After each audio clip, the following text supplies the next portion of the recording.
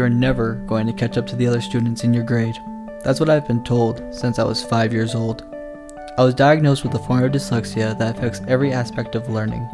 For my first year of school, I needed a specialized academic plan, and from the very beginning, I was told not to measure myself by the grade level standards like the other kids my age. I was expected to make progress each year, but I needed to work harder and longer than the other students, with no hope of ever catching them. You might think this prognosis would cause me to give up, but I didn't.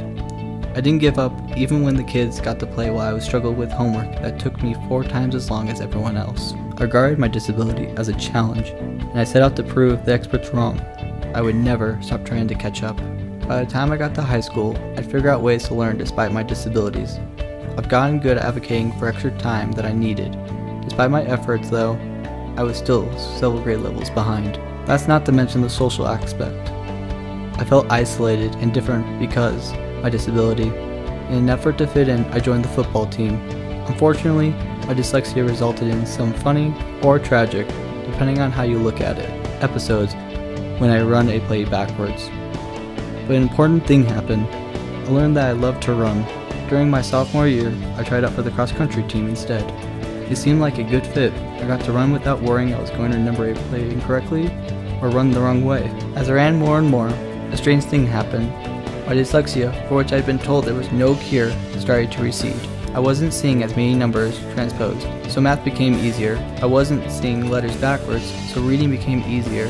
My thoughts weren't as jumbled, so talking and writing became easier. The more I ran, the less time I needed to complete my work successfully. Learning became less of a struggle. My grades improved dramatically. By the end of the year, I improved so much that my teacher selected me for the Sophomore Achievement Award. I'd finally achieved my goal. I caught up to grade level. In fact, I surpassed grade level in several subjects. But that wasn't the end. It was only the beginning. It opened new doors. I'd realized my future didn't need to be constrained to my disability. I could do anything I wanted to do, be anything I wanted to be. I realized I wanted to go to college to learn more about how running helped me overcome my dyslexia. And I wanted to help others with similar disabilities experience transformation through running. So what does this story tell about me? It tells you that I have a learning disability.